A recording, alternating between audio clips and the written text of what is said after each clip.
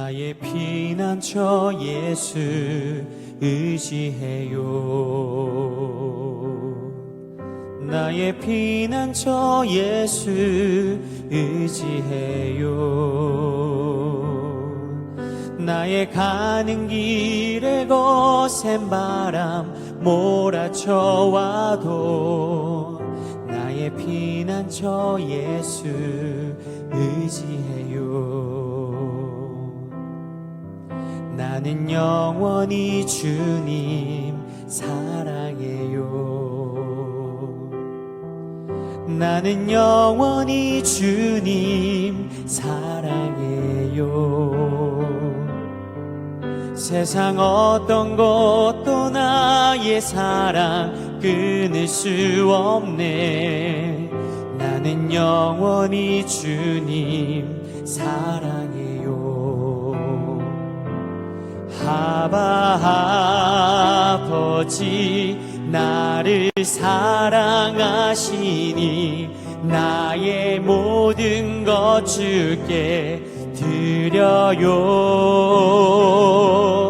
아바 아버지 내가 여기 있으니 주님 영광 위하여 써주세요. 나의 피난처 예수 의지해요.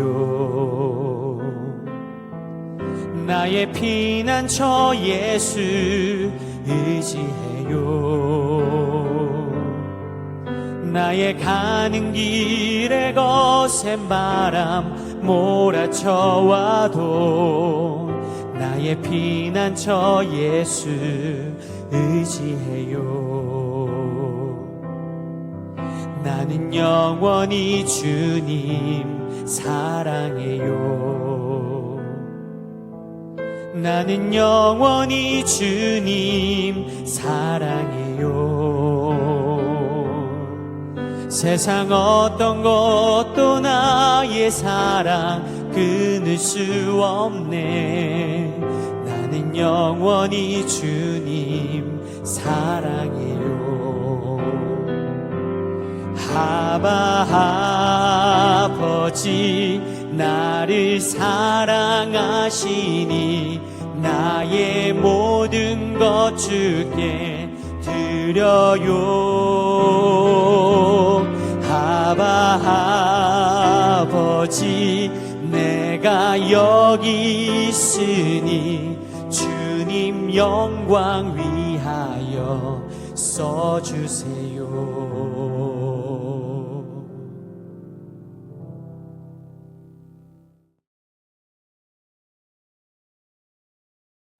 샬롬, 귀한 하루를 말씀 묵상과 기도로 시작하는 모든 성도님들에게 하나님 우리 아버지와 주 예수 그리스도로부터 은혜와 평강이 충만하시기를 축복합니다. 우리 오늘 함께 살펴볼 말씀 시편 55편 19절부터 21절까지의 말씀입니다. 우리 함께 읽겠습니다. 옛부터 계시는 하나님이 들으시고 그들을 낮추시리이다. 그들은 변하지 아니하며 하나님을 경외하지 아니함이니이다. 그는 손을 들어 자기야 화목한 자를 치고 그의 언약을 배반하였도다. 그의 입은 우유 기름보다 미끄러우나 그의 마음은 전쟁이요 그의 말은 기름보다 유하나 실상은 뽑힌 칼이로다. 아멘. 시편 55편의 말씀은 배신당한 고통 속에 있었던 다윗이 어떻게 하나님을 의지하며 버틸 수 있었는지, 그리고 실제로 이런 일이 우리의 삶 속에 닥쳐올 때 우리는 또 하나님 앞에 나아갈 수 있는지, 어떻게 나아갈 수 있는지에 대해서 말씀하고 있습니다. 아마 우리 인생 속에서도 이런 경험이 있으셨을 겁니다. 믿었던 친구가 갑자기 나를 등 놀렸던 경험, 직장에서 동료가 나를 밀어내고 자신을 높이기 위해 나를 헐뜯었던 경험, 또는 가장 신뢰했던 사람이 내 마음을 아프게 했던 경험들, 이런 경험들이 아마 다들 한 번쯤은 있으셨을 텐데, 그리고 사실 이런 경험들이 세상에서만 있는 게 아니라 교회에서도 있죠. 근데 이런 경험을 교회에서 하게 된다면 우리의 신앙까지 낮아지게 하거나 혹은 또 사라지게 하는 가슴 아픈 일들이죠.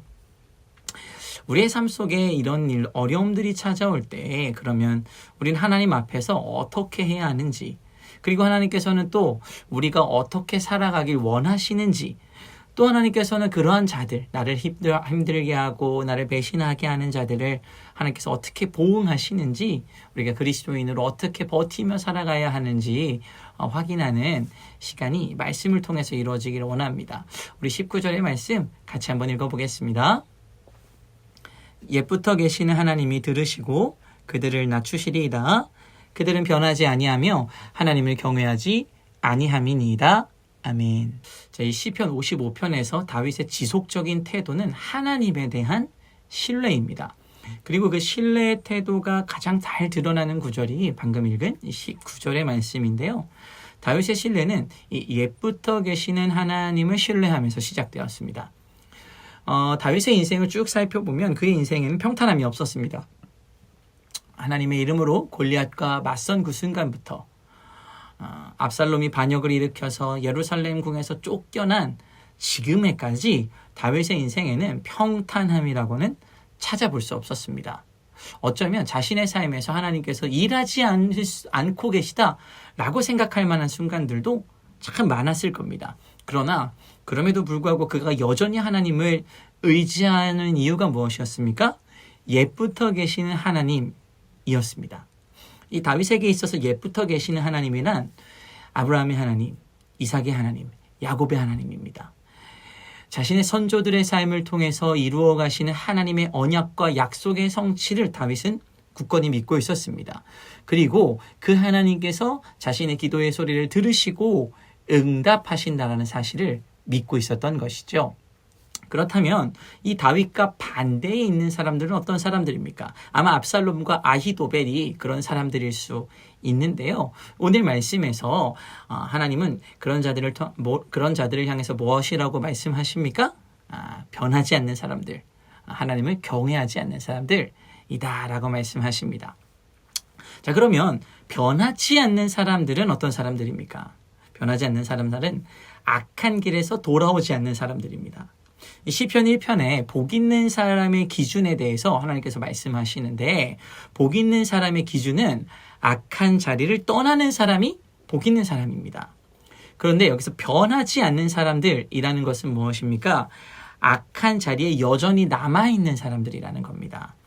악한 자리에 남아서 여전히 하나님을 경외하지 않는 모습을 보여주는 사람들이 악한 사람들, 변하지 않는 사람들이라는 거죠. 특별히 이 악한 자리에 남아있다는 건 영적인 무관심의 상태를 들 수 있습니다.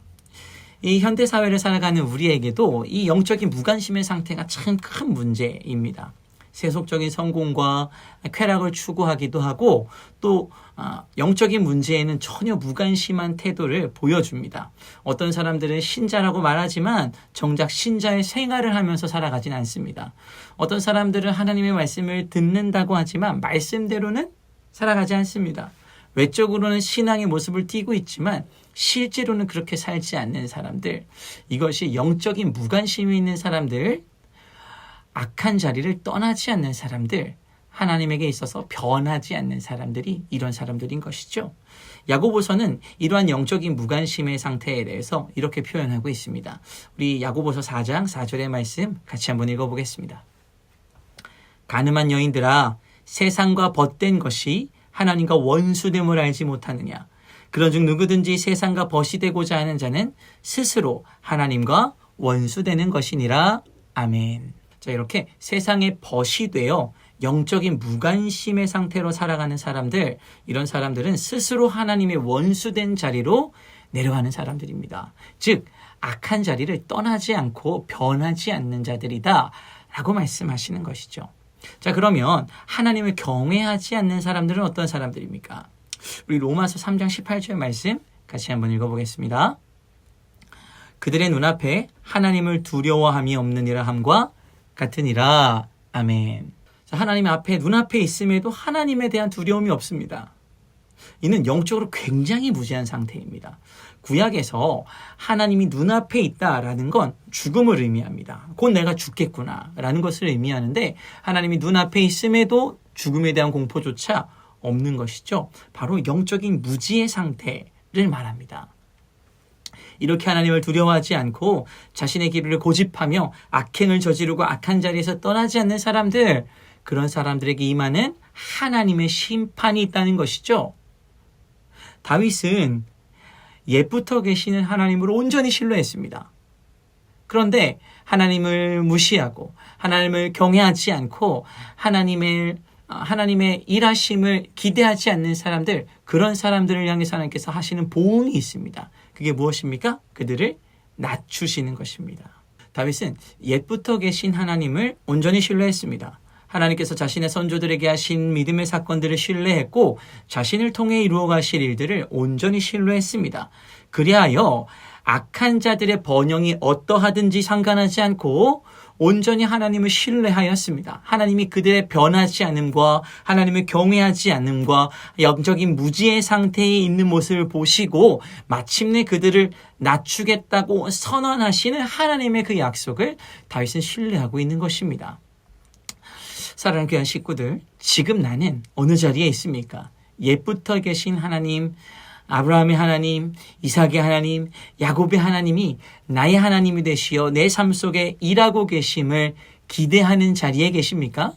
아니면 영적으로 무지한 상태로 하나님을 경외하지 않고 악한 자리를 떠나지 않는 변하지 않는 사람의 자리에 혹시 계시지는 않으십니까?